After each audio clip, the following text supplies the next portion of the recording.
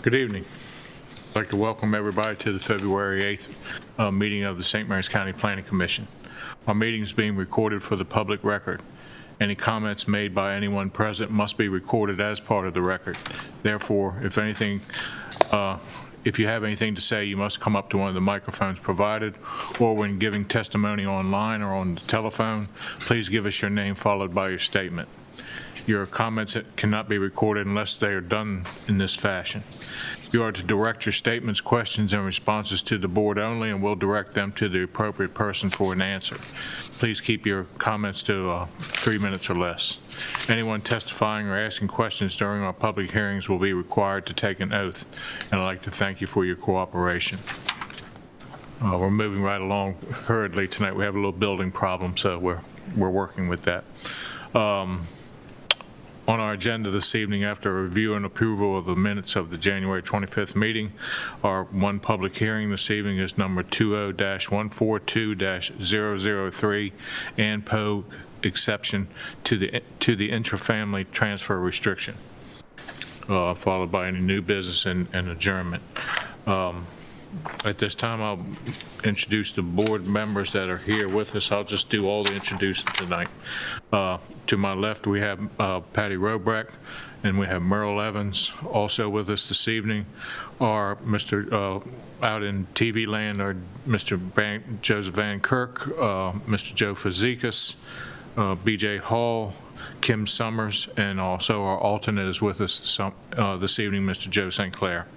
From Land Use and Growth Management, we have our Director, Mr. Bill Hunt, and our Planner 4 is Brandy Glenn, our other planner is Courtney Jenkins, and our Administrative Coordinator is Kathy Garcia. Our video media producer is Amy Carter. Our County Attorney that's with us this evening is the Deputy County Attorney, Mr. Neil Murphy, and that's all. Okay. Moving right along. Did everybody have a chance to review the minutes? Yes, I did. We'd like to welcome members of the Leonardtown Volunteer Fire Department. They're here to keep an eye on us this evening and check on a few things. You say you had a chance to review those minutes? Yes, and I'd like to make a motion that we approve the minutes dated January 25th, 2021. Okay. I have a motion. Do I have a second? I have a second by Mr. Evans. Is there any discussion on the motion? Okay, I'll call roll call on that. Mr. Fazekas, how do you vote on the minutes? Aye. Okay. BJ Hall? Aye. Merle Evans? Aye. Okay. Mr. Van Kirk? Aye. Ms. Summers? Aye. Okay. Ms. Robrecht? Aye. I also vote aye. Okay, thank you. Okay, moving right along, our first hearing of this evening.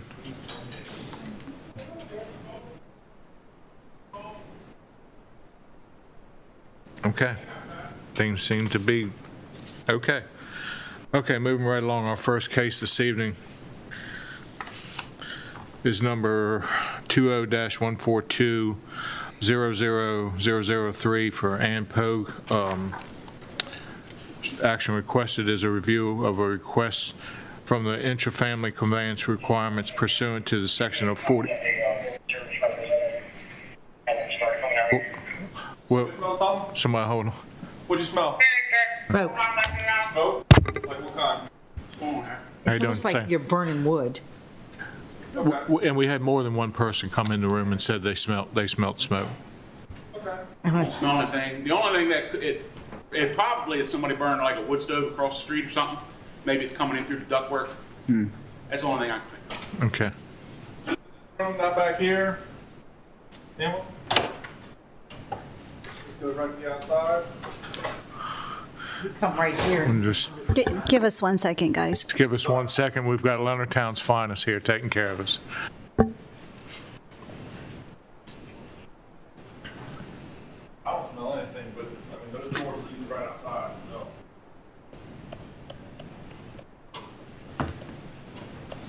Okay, moving right along. let's do this before they find something. Everybody that is going to testify this evening, I'd like to give you all the oath. Ms. Pogue and Ms. Roper, I can't see you, but raise your right hands and promise me you'll declare and affirm under the penalty of perjury that the testimony, responses, and statements you may give will be the whole truth and nothing but the truth. Okay. I do. Thank you. Okay, Brandy, go ahead. All right.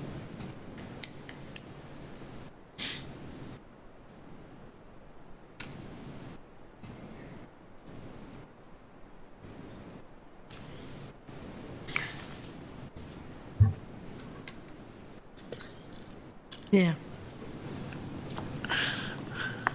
All right, go ahead. Mm-hmm. Good man, too. Okay.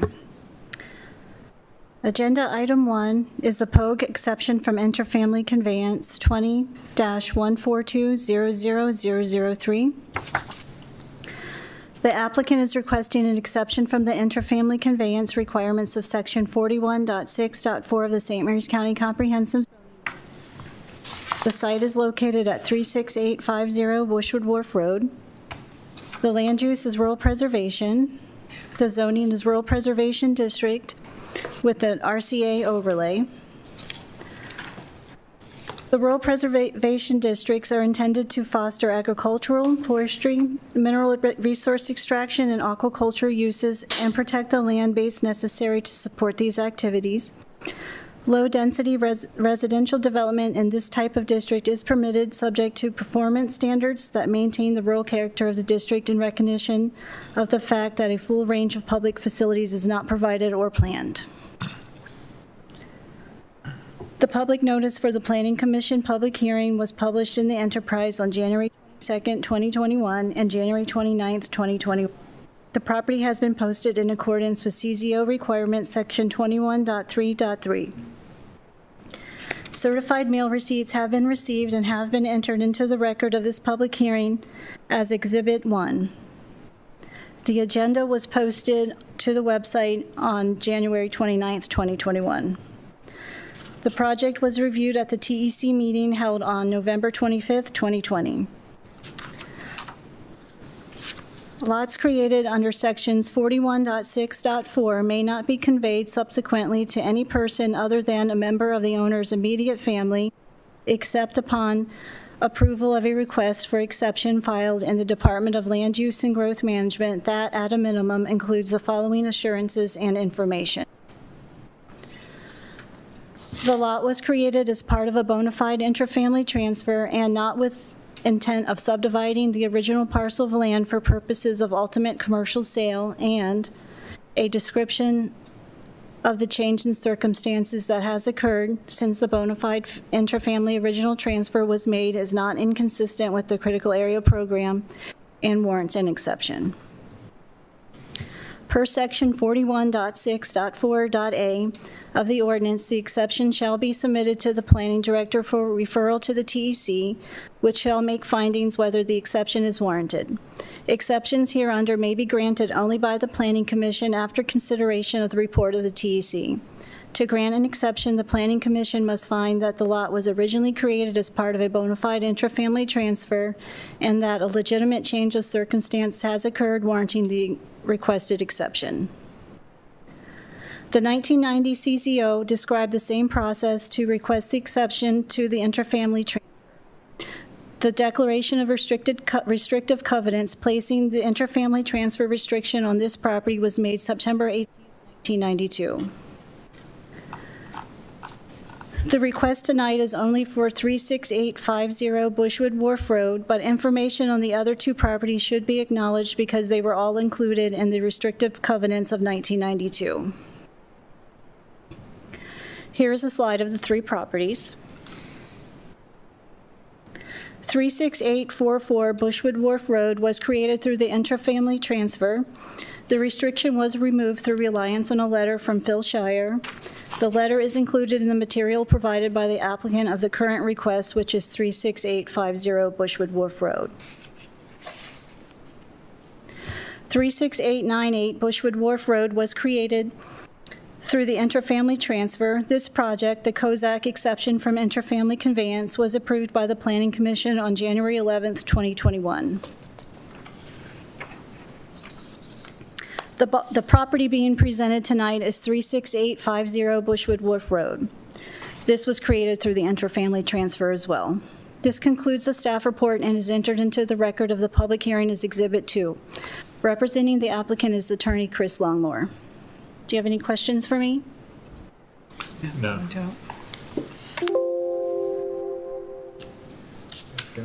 computer is dying. I don't need it. I'll wing it. Do you need help? It says the batteries. Here, you need mine? No, I'm fine, dear. I got it, as long as I got this, I'm good to go. Okay, is there any questions of staff at this time? I'm presuming this is supposed to go somewhere, but I don't quite see where it may. It's in the back. Is it? We're just having a time.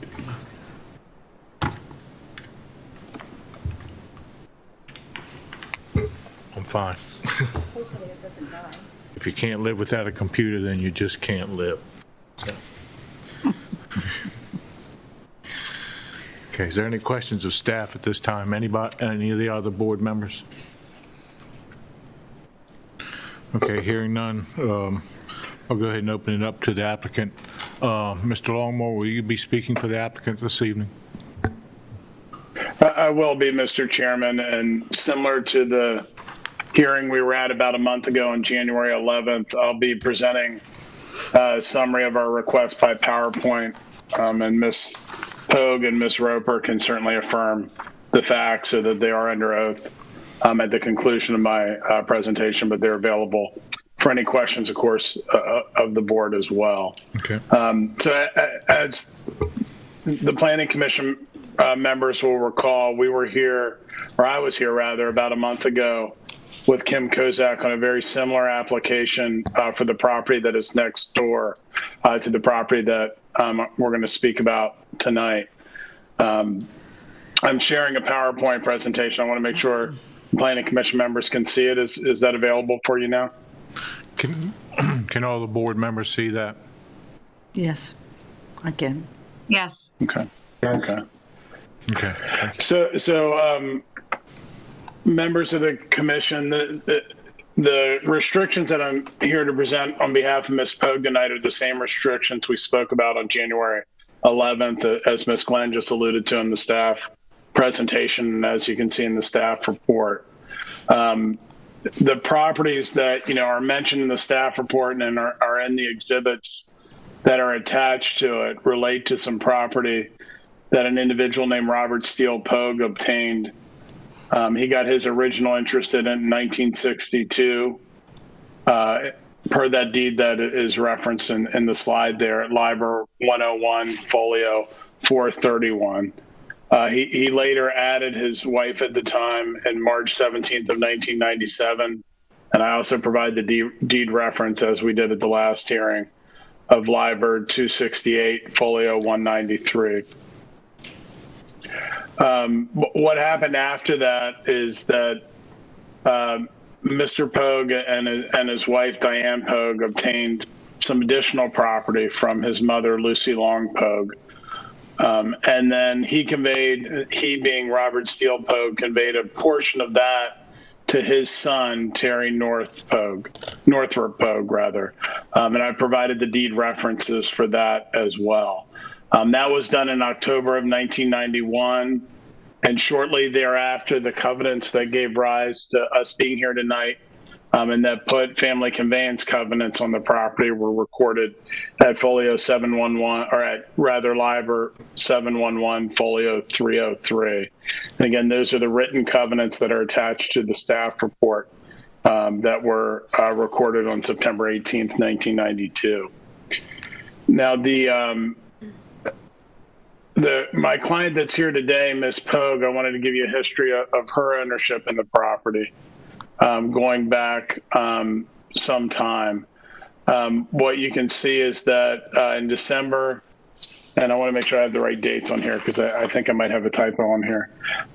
There was a deed that was provided there at folio 45218, which is a 1988 deed, December 30th, 1988, which includes her receiving her property through that deed at that time, which again was before these covenants. Her property was subsequently conveyed in 1997 from her and her former husband to herself as part of a divorce proceeding. That's at Library 1124, folio 375. And the deed that really triggered our need to be here tonight is the November 15th, 2008 deed, which you can see Mr. Pogue, Robert Steele Pogue, and Diane Pogue were part of that, as well as my client, Ann Pogue, who's here tonight. That's her former married name. And Terry Northrop Pogue was also included on that, the other gentleman that had an interest in some of the property. And this deed is what's commonly referred to as a BLAP deed. And it's this BLAP, the boundary line adjustment plat, and the deed that came from it that actually imposed this intrafamily restriction on my client's property. She, like Ms. Kozak, originally this covenant was not on her property directly. It only became part of her property when the neighboring property's lines were adjusted. And I'll show you that plat again to remind the commission of how that occurred. Again, that boundary line adjustment plat was prepared and recorded in 2008. It created a new description for Ms. Pogue's property. It was now called Adjusted Parcel 11, where before it was just called Parcel 11. And it includes her original property that she had owned since before the intrafamily restrictions were put into place by other members of her family. And then it also added part of the property that was subject to the covenants to her lot. And therefore, in working with staff, we were informed that a waiver would be needed from the intrafamily transfer requirements because a small portion of her property was originally subject to the covenants. For the record, and in my PowerPoint, we do have the cover page of the boundary line adjustment plat that I'm showing the Planning Commission members right now. And then this is the plat that will help describe what we're here asking for tonight. As the board members of the commission will recall, this property I just drew a circle on was Ms. Kozak's property that we were here about last week.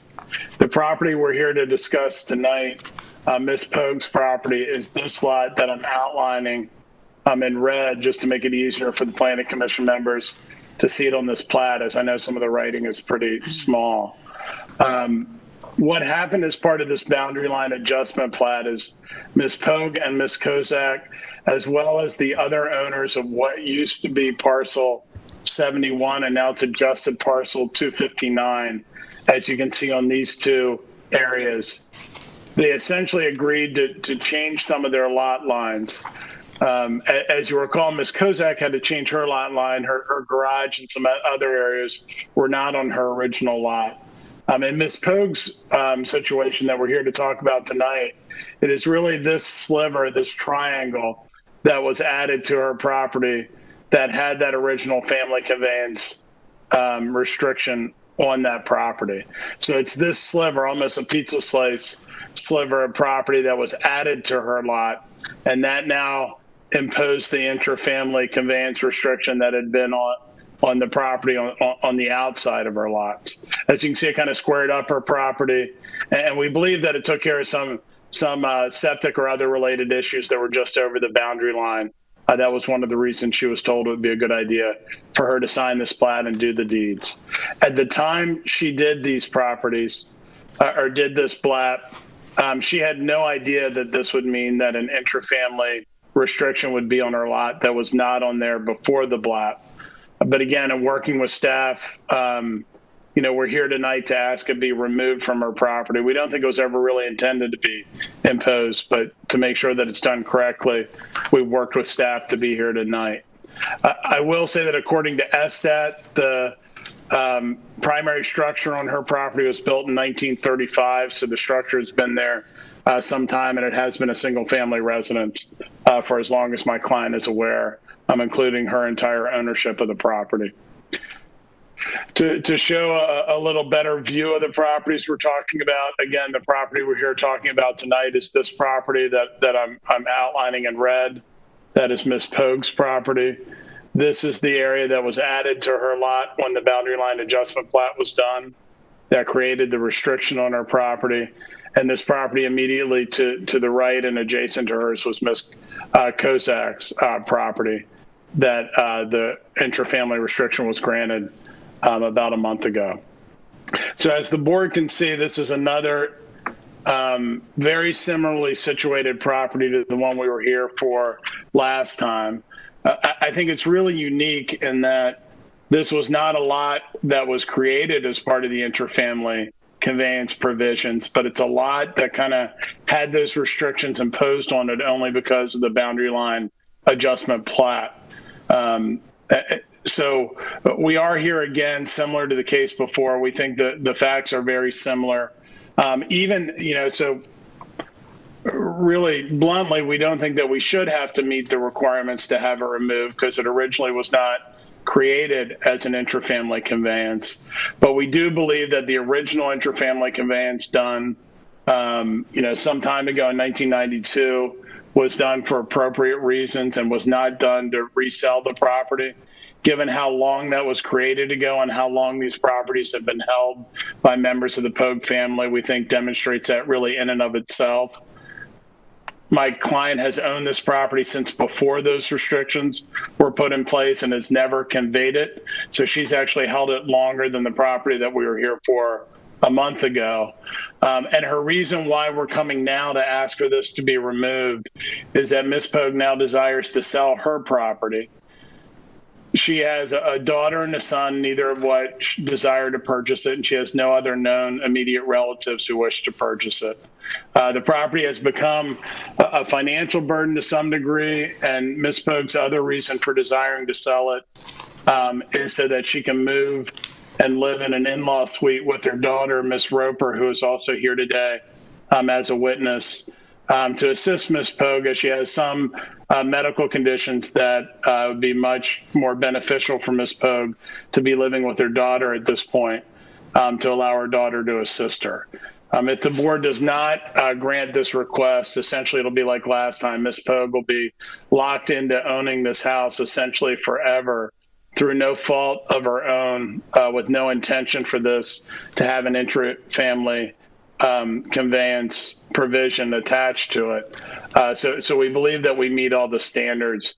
I will note that Ms. Pogue has not been as fortunate as Ms. Kozak was. She has lost the ability to sell it to the first purchaser, but she is hopeful that she'll be able to do it should the Planning Commission see fit to release the restriction from her property here tonight. So again, I have Ms. Roper and Ms. Pogue that are participating by WebEx.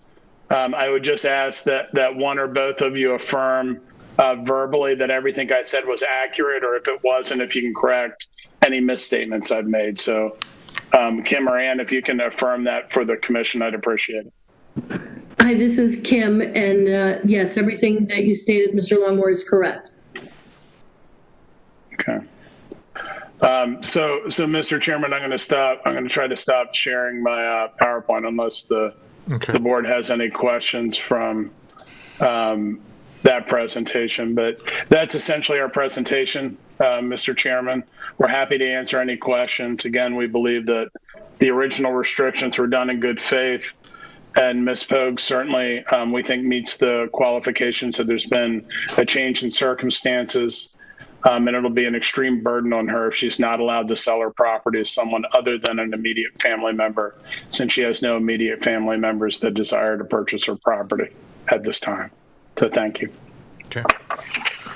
Are there any board members have any questions of the applicant this time? No. Mr. Chairman, I had a couple of questions real quick from Mr. Longmore. It's Joe Van Kirk here. Yes, sir. Sure. Good evening, Mr. Van Kirk. Good evening, everyone.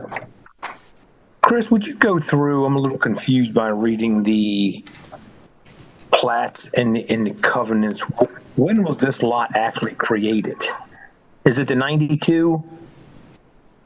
Well, the lot as it exists with its current boundaries, the lot was not created in 1992, nor was it created by the boundary line adjustment plat.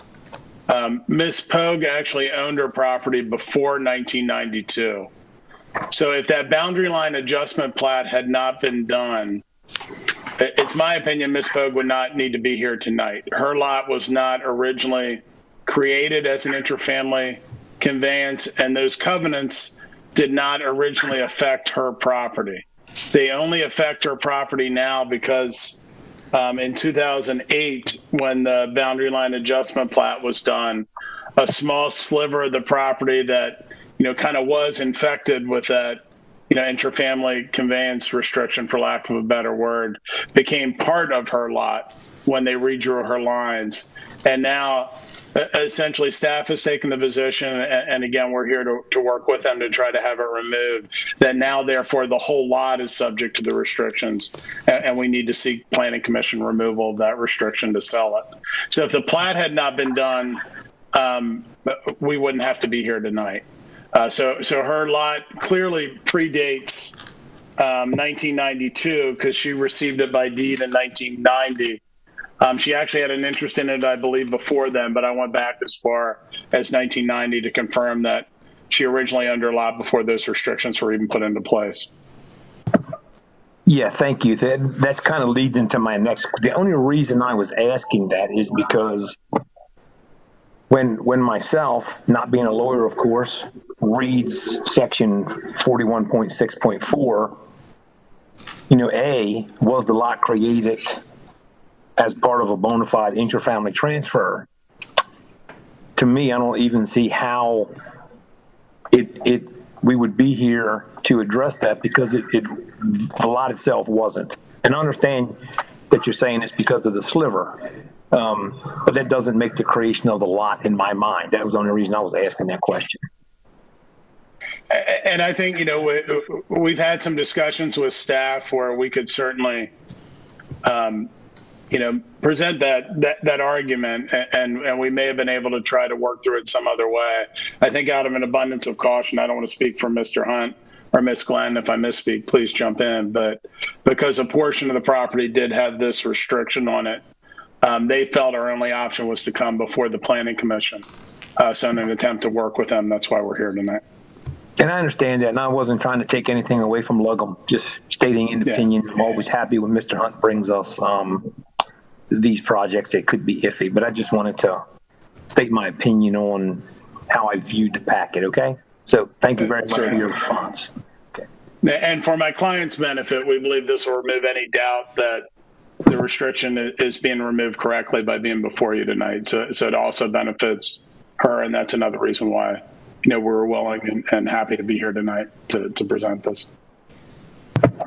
Okay, thanks for that answer. And Mr. Chairman, I had no more questions at this time. Thank you, Mr. Van Kirk. Does anybody else have any questions? No questions. No questions. Okay, thank you. BJ, anything? No, sir. Okay. Thanks, sir. Okay, if there's no other questions from the board at this time, I'll open it up to public testimony. Brandy, do we have anybody that's called in?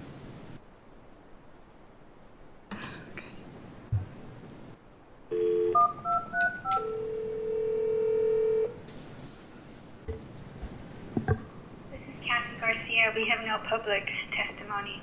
Thank you, Kathy. You're welcome.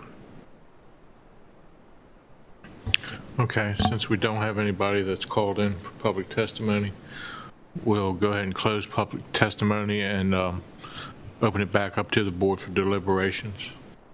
I think the applicant's done everything, and Mr. Longmore's made sure that they've done everything to get the right approval. Lugum steered them to make sure everything was done straightforward and in the proper way, and I think the applicant has shown that. Does anybody else have anything to add?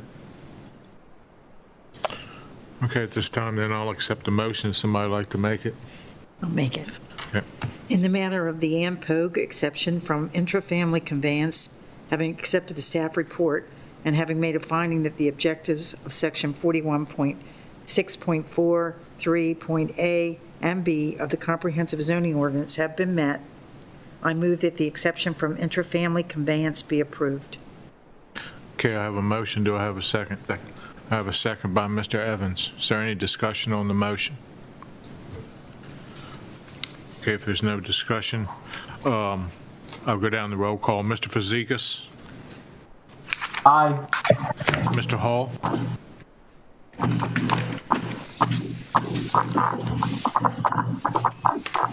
Aye. Okay. Mr. Evans? Aye. Mr. Van Kirk? Aye. Ms. Summers? Aye. Robrek? Aye. And I also vote aye. Thank you all for bringing this forward to us this evening. Hope everything goes well. Good luck with your endeavors. Thank you. Thank you, Chris. Thank you, Mr. Chairman, members of the commission. We appreciate your time. Thanks. Okay. Is there any other business this evening? I'd like to thank the Leonardtown Fire Department for coming through and make sure that we were safe this evening. It's a fine showing, fine young men. That's first. Don't have that happen very often. And we didn't even interrupt our meeting. I mean, they were very, very courteous. So I'd like to thank them. If there's nothing else on our agenda, I'll accept a motion to adjourn. Make a motion that we adjourn? And seconded. All in favor of the motion, say aye. Aye. Aye. Aye. Aye. Okay. Thank you all. We're adjourned. Thank you.